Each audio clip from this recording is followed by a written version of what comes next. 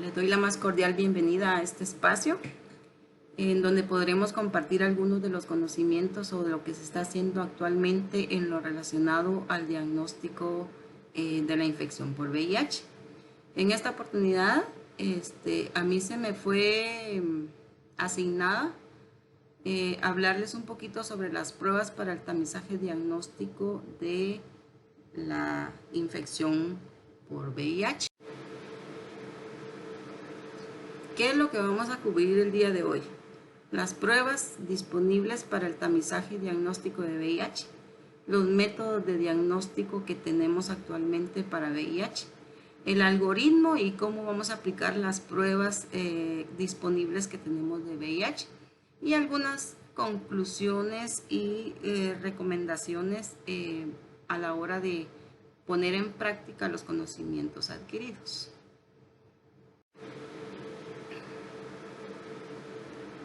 Vamos a empezar con un poquito de introducción hablando de las fases de la infección por VIH.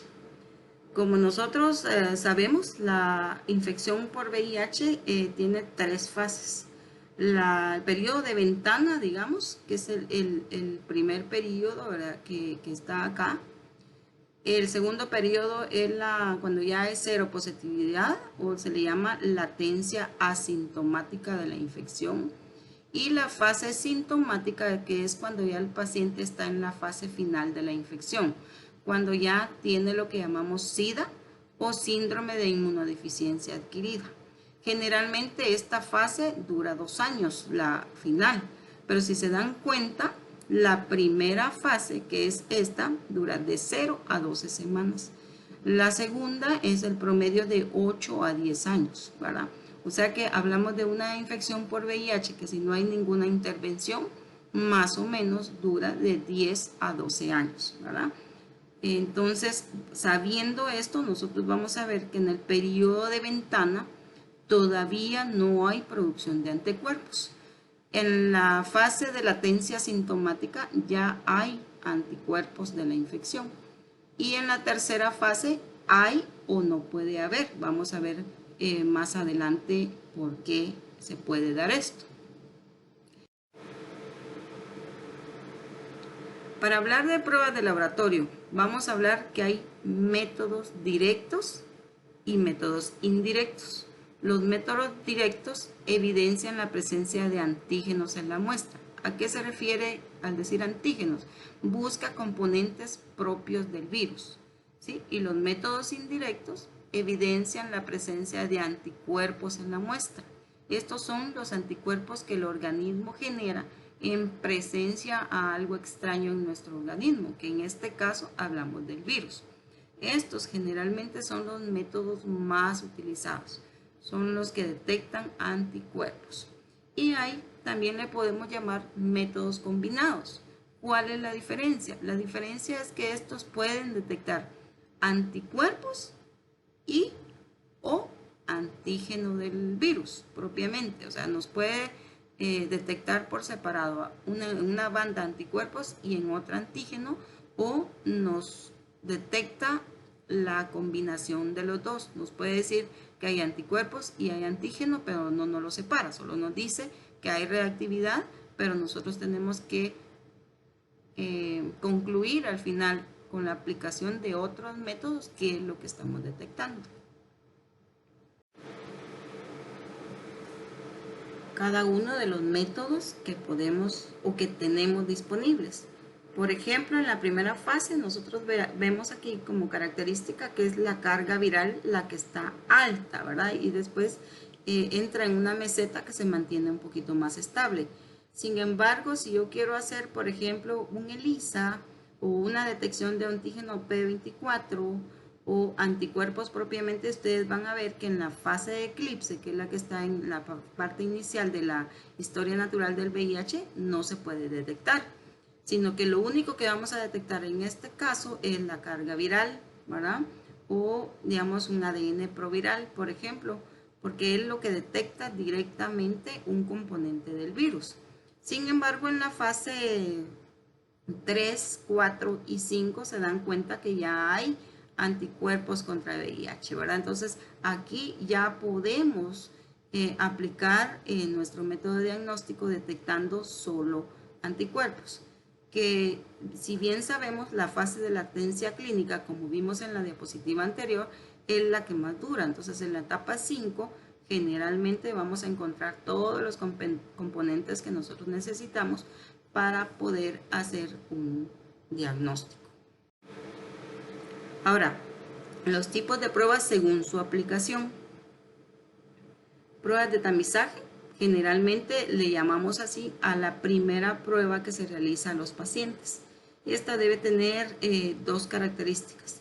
Debe ser altamente sensible y fácil de realizar y de interpretar, ¿verdad? Porque la mayoría de veces en los lugares donde nosotros trabajamos no siempre tenemos la facilidad de poder tener un equipo o algo así. Entonces, que sean fáciles de realizar y de interpretar nos va a facilitar la vida en cuanto a su aplicación. Las pruebas suplementarias o de confirmación, como algunas personas les dicen, pero realmente en este caso para Guatemala no podemos decir una prueba de confirmación, sino son suplementarias porque van a cumplir con ciertos requisitos o combinación de pruebas necesarias para poder hacer un diagnóstico. Esta se le llama a la segunda o tercera prueba que se le realiza al paciente cuando la primera prueba de tamizaje dio una reactividad positiva.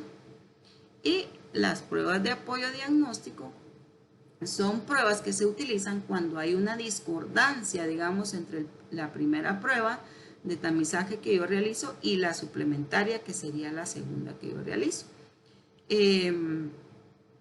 Y hay ciertas características que tienen que cumplir para poder realizar una prueba de apoyo diagnóstico. No es que a todos se les hace, no se vale, por ejemplo, hacérsela solo porque tengo duda.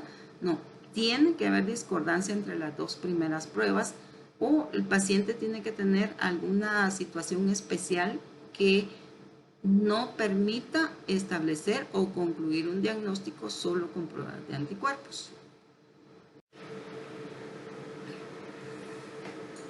Ahora, para hablar de los tipos de pruebas. Las pruebas de VIH han sufrido una gran evolución a través del tiempo. O sea, en el pasado las pruebas eran de primera generación, segunda generación, pero estas tenían las características de que no eran muy específicas, daban mucho problema a la hora de interpretar o daban muchos resultados que no eran verdaderos, no que eran falsos, ¿verdad? Entonces, actualmente tenemos pruebas de tercera generación y ahí vamos a encontrar la mayoría de pruebas rápidas. Hay una gran diversidad de ellas, son fáciles de hacer, pueden usar muestras como suero, plasma o sangre completa, ¿verdad? Dependiendo de cuál sea, pueden usar las tres. No requieren un equipo ni personal altamente entrenado, pero eso quiere decir que no las puede hacer cualquier persona, o sea, tiene que tener conocimiento la persona de las pruebas para poderlo hacer. La interpretación es visual, o sea, yo puedo ver y me permite ver por la coloración de una línea o la aparición de una banda colorida cuál es el resultado.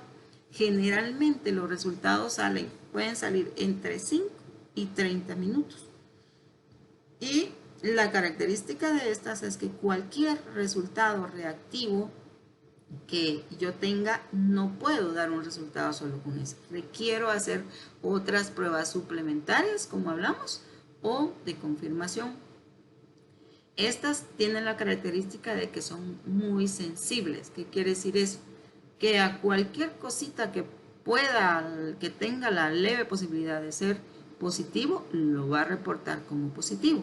Eso nos da la desventaja, como le podrían llamar algunas personas, de que puede dar falsos positivos, ¿verdad? Pero como nosotros no nos quedamos con el resultado de una sola prueba, la realización de las pruebas suplementarias más adelante nos va a permitir establecer si ese era un positivo o un falso positivo.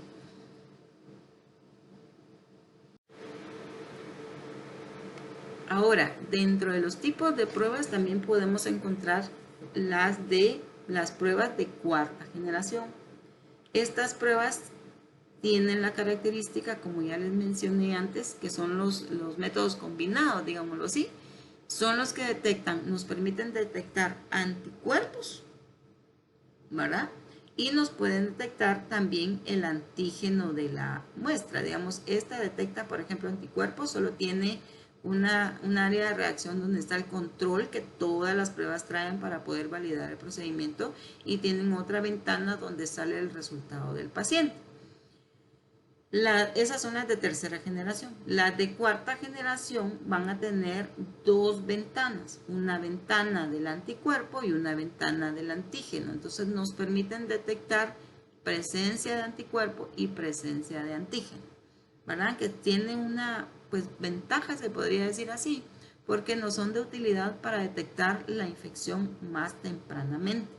Pero el consejo es que si van a usar de cuarta generación, que son las que detectan antígeno y anticuerpo, sepan a quién se la van a realizar, porque realmente la mayoría de los casos nosotros las podemos detectar solo con anticuerpos, ¿verdad?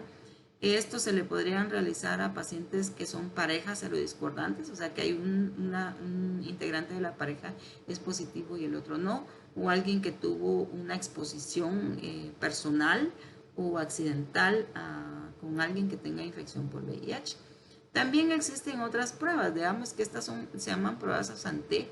Estas tienen la característica que nos dice si está positivo el paciente, si tiene anticuerpos, y también nos dice un tiempo aproximado, si el paciente fue infectado, mejor dicho, antes o después de 6 meses. O sea, ¿qué quiere decir? Que nos dice si la infección es aguda, digamos, en el caso de que fuera en los últimos 6 meses, o si es crónica, si nos dice que el paciente se infectó antes de los 6 meses. Realmente tiene una utilidad más epidemiológica para establecer el estatus o la clasificación del paciente en el momento que se le realiza su diagnóstico. Ahora,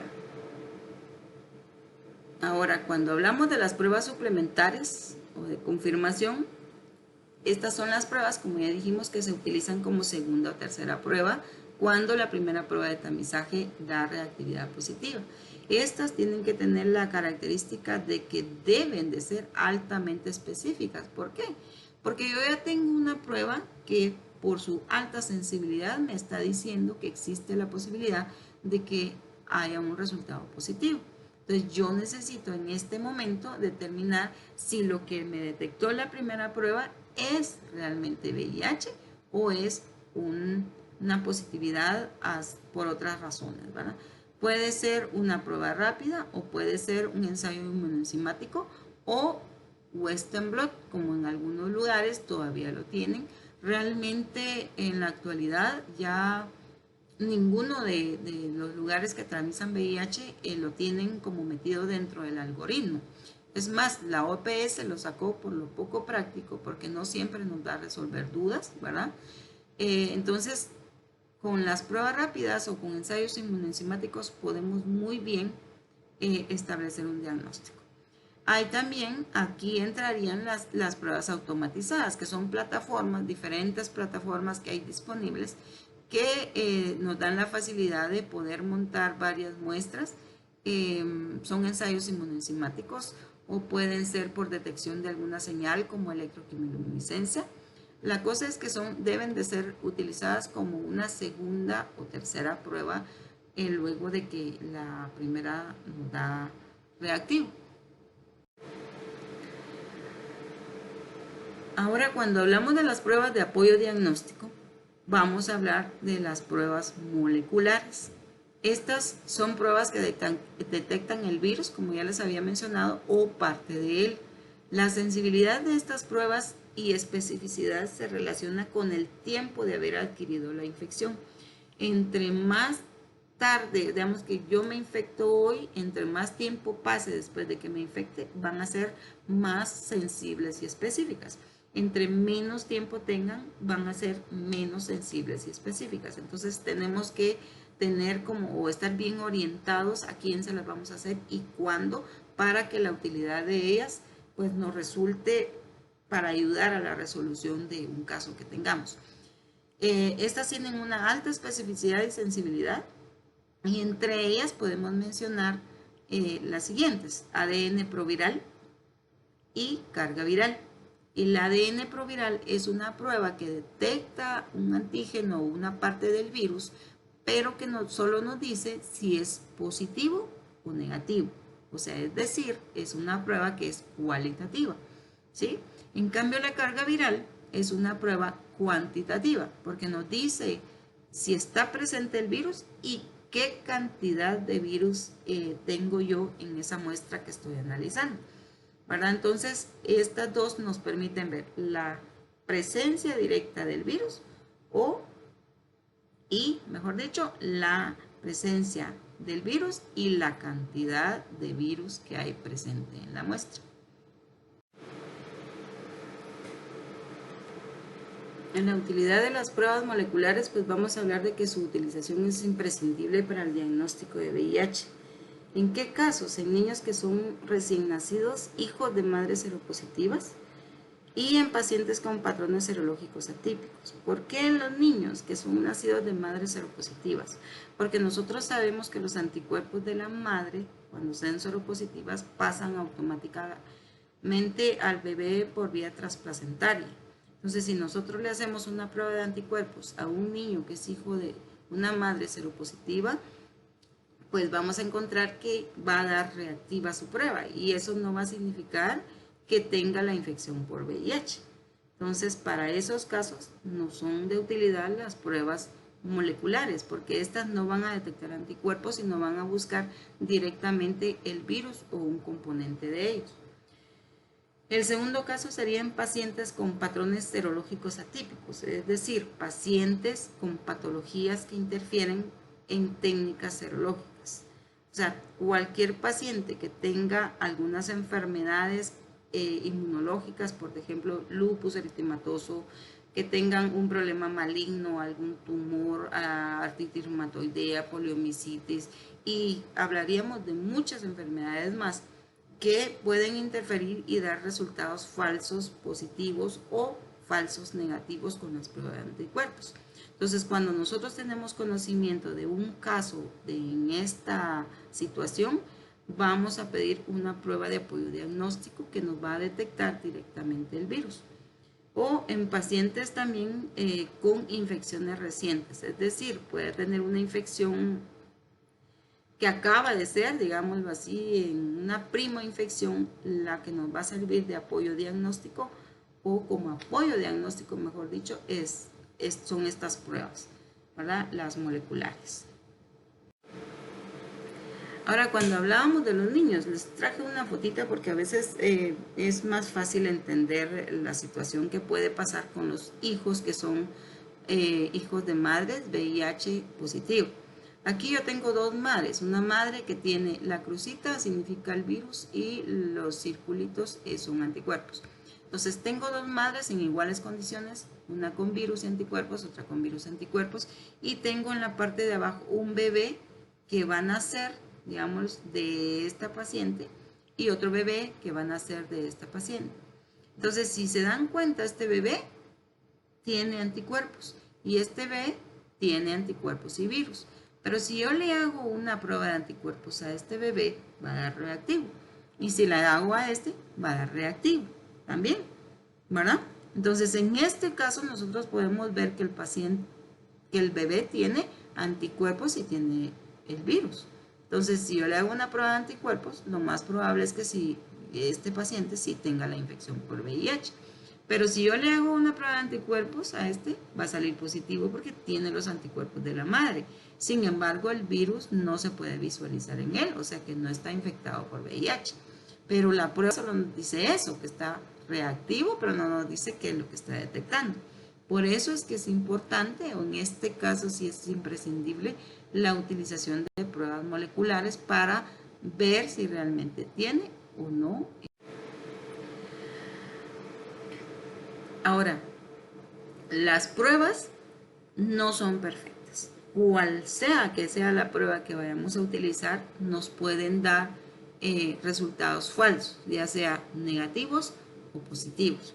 Entonces yo acá en esta diapositiva les traigo una gran gama de razones por las cuales puede dar falso negativo, las pruebas de VIH que detectan anticuerpos, y aquí podemos ver las causas de falso positivo que nos dan las pruebas de anticuerpos. Hay muchas razones por las cuales nos pueden dar, como ya hablamos, pero les puse aquí en negrilla razones principales: inmunosupresión o periodo de ventana. Cuando hablamos al principio de la historia natural del VIH, vimos que la primera fase que aparece es el periodo de ventana, ¿verdad? Que es este. Es la primera fase donde no hay anticuerpos para el virus todavía que el organismo haya creado en respuesta a él. Entonces, si yo le hago una prueba de anticuerpos, ahí me va a salir negativa. Y eso no significa que no tenga la infección el paciente. Lo que significa es nada más que en ese momento todavía no tiene anticuerpos. Y el segundo caso es cuando hay una inmunosupresión severa, es decir, esto se da al final de la infección, o sea, al principio es el periodo de ventana, luego pasa a la fase de latencia clínica y luego pasa a la fase tardía, que es el síndrome de inmunodeficiencia adquirida. En este momento puede ser tanta la inmunosupresión que puede haber que el paciente ya no produce anticuerpos y por lo tanto nosotros le hacemos una prueba de anticuerpos y nos va a salir negativa, y no necesariamente es que sea negativa, sino que ya no está produciendo anticuerpos.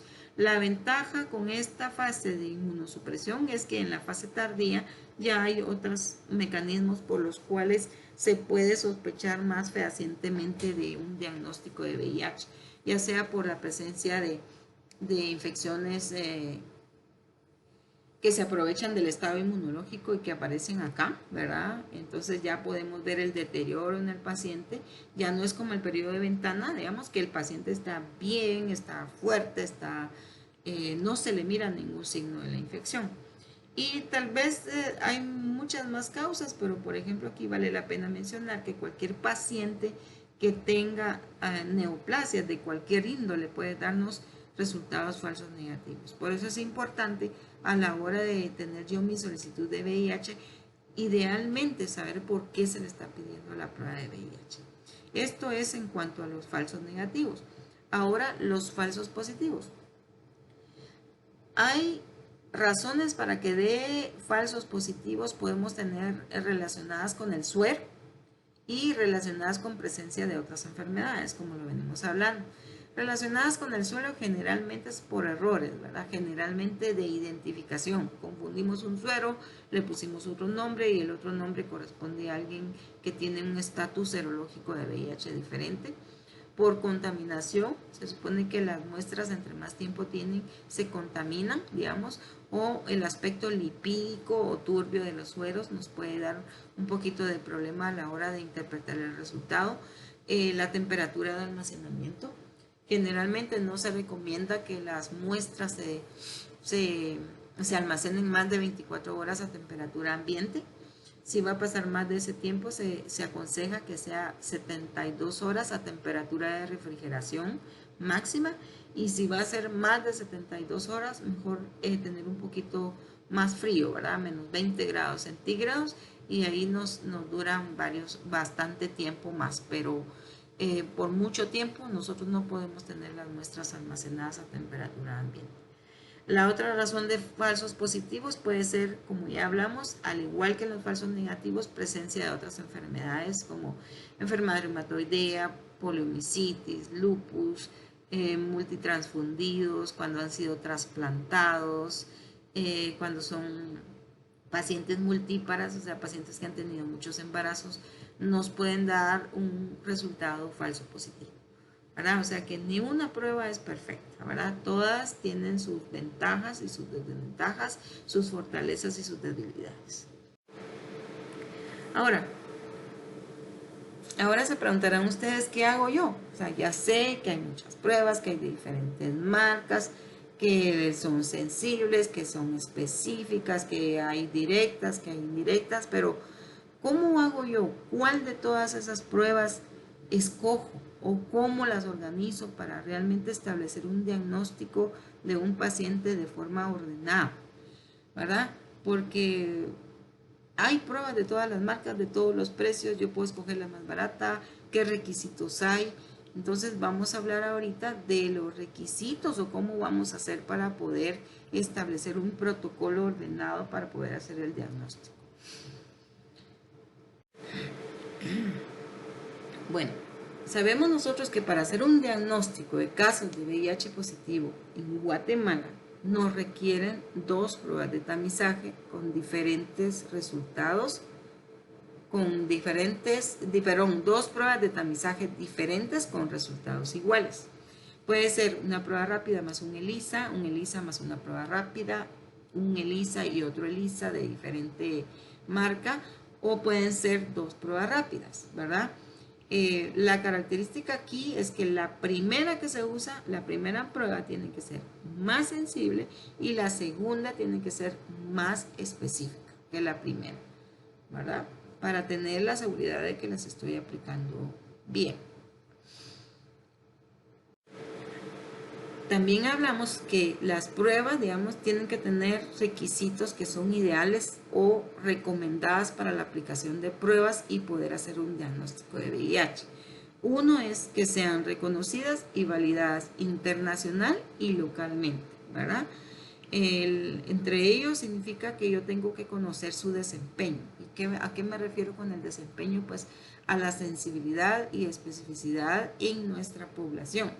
O sea, puede ser que en Brasil tiene una sensibilidad del 100%, pero a la hora de realizarlo de acá en nuestra población resulta que me da falsos negativos. Entonces quiere decir que no es muy sensible. Entonces la prueba tiene que estar probada con muestras de pacientes guatemaltecos. Y estas pruebas que van a tener ya su desempeño, que yo conozco cuáles son, tienen que ser aplicadas de forma correcta dentro de un algoritmo, en este caso secuencial, ¿verdad? Quiere decir que yo hago una prueba y dependiendo de ese le hago una segunda y dependiendo de ese le hago una tercera o ahí par, ¿verdad? Hay algoritmos que hacen pareados, digamos que no es secuencial, sino que a la par de la primera prueba hacen una segunda, pero el costo-beneficio es muy alto y realmente tomando en cuenta la prevalencia de la infección en Guatemala, pues nos ha permitido o nos ha dado a conocer que la mejor forma de aplicar un algoritmo acá es secuencialmente. Entonces, como estábamos hablando que las pruebas tienen que estar validadas localmente, hace unos años acá se hizo una validación por parte del Laboratorio Nacional de Salud de todas las pruebas que habían disponibles en ese momento comercialmente, ¿verdad? Entonces ustedes pueden ver acá que hay todas estas pruebas, digamos, podemos encontrar su valor de sensibilidad. Está Acutel, AnaRapid, Determine, GoldCheck y varias, ¿verdad? Y a la par tenemos su sensibilidad, el intervalo de confianza, su especificidad y con qué intervalo de confianza. Y si se dan cuenta, en los algoritmos que nos recomiendan nos dicen que la primera que usemos tiene que ser la más sensible. ¿Cuál es aquí la más sensible? Es esta, que tiene el 100% de sensibilidad. Esta la Determine VIH1 y 2, o sea que detecta solo anticuerpos.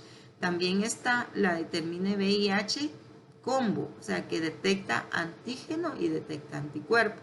Y cualquiera de estas se puede usar también, digamos, tomando en cuenta la sensibilidad, ¿verdad? Pero las que más sensibilidad tengan son las más utilizadas para realizar como primera prueba a la hora de estar buscando VIH. La especificidad de cada prueba. Ustedes ven que aquí tiene el 100% de especificidad, Acutel y Hexagon tiene el 100% de especificidad y la combo VIH también tiene el 100% de especificidad.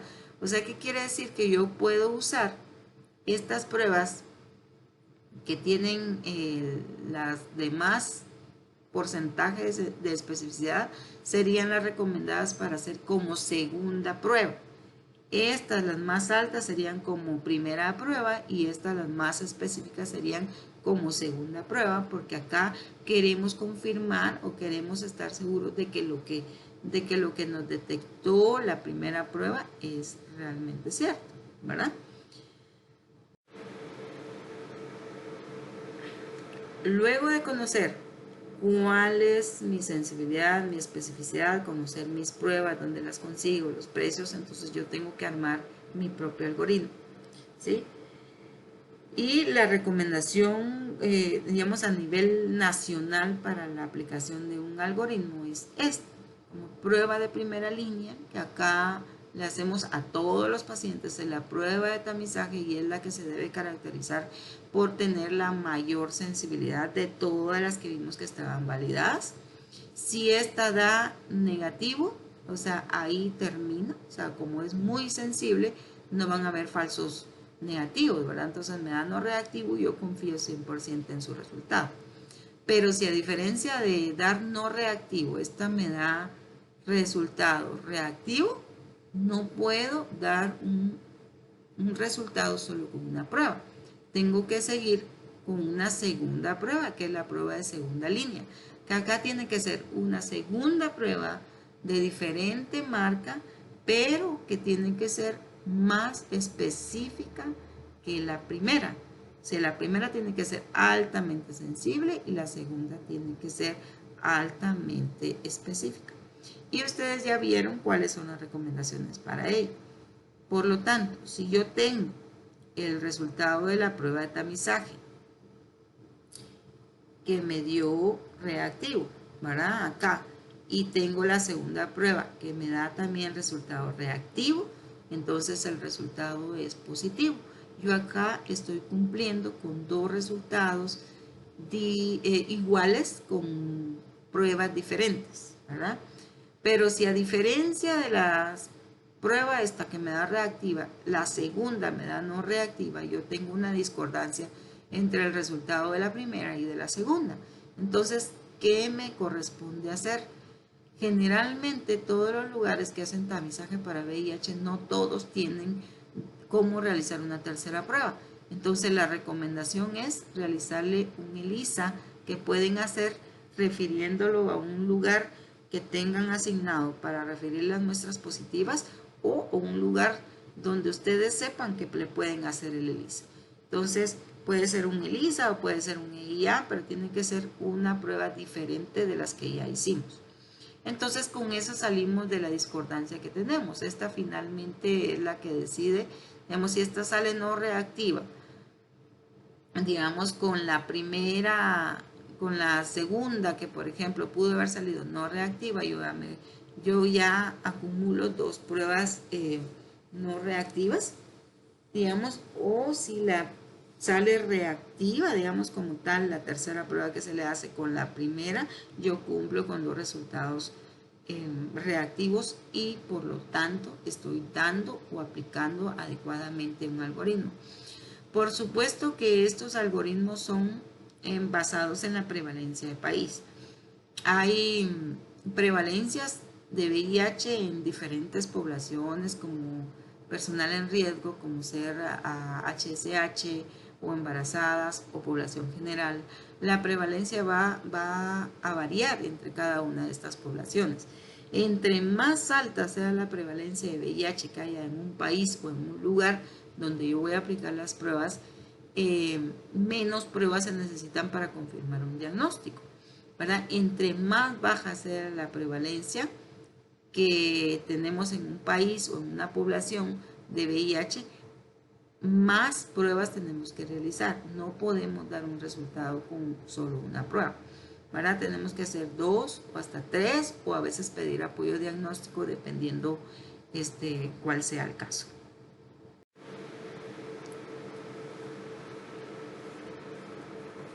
Bueno, terminamos hasta donde aplicamos el algoritmo de diagnóstico, ¿verdad? Y que nosotros estamos seguros que dimos bien un diagnóstico o dimos una recomendación de repetir la prueba en cuánto tiempo, dependiendo cada caso, va individualizado.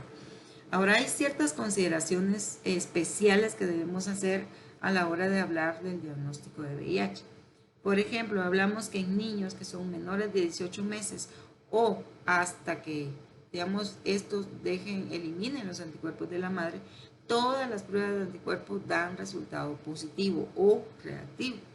y que un resultado reactivo con una prueba de anticuerpos, o sea, la primera, no siempre indica infección por VIH, porque ya hablamos de que hay falsos positivos, sobre todo cuando hay un periodo de ventana o hay una inmunosupresión severa al final de la infección en un paciente. En estos casos, el algoritmo o diagnóstico, digamos, o el diagnóstico solo se establece por métodos directos de diagnóstico y sospecha clínica. ¿Y cuáles son los directos de diagnóstico? Pues hablamos de los métodos moleculares, ¿verdad? Puede ser ADN proviral o carga viral.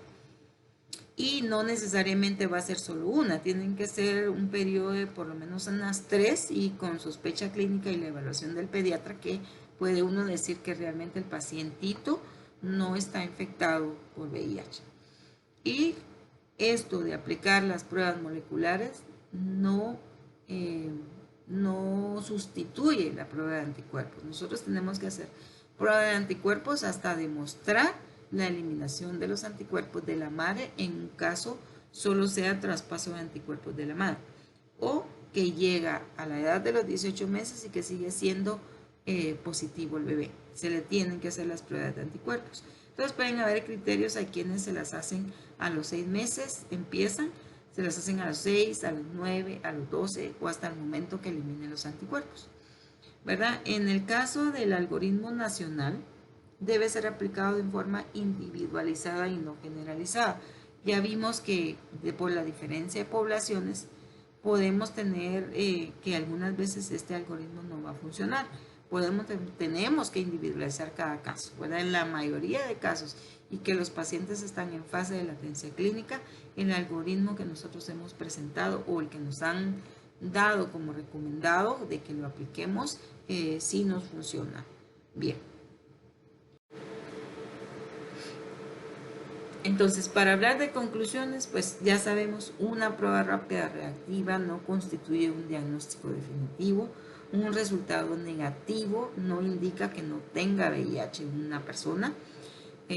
A toda muestra que sea reactiva con prueba rápida se le debe realizar otra prueba suplementaria o de confirmación. Las pruebas moleculares solo se usan como apoyo diagnóstico, o sea, no están metidas en el algoritmo de diagnóstico, sino que hay que individualizar, justificar en qué casos sí se puede hacer. Y por último, para hacer un diagnóstico de VIH se debe aplicar un algoritmo adecuado e individualizado. No se debe generalizar, ¿verdad? Porque pueden haber casos en los que uno dice, pero si ya hice las pruebas, ¿y por qué no me da? Tenemos que evaluar todo el contexto del paciente. Otras enfermedades que pueda tener, medicamentos que esté tomando, fase de la infección en la que está, para poder concluir adecuadamente un diagnóstico.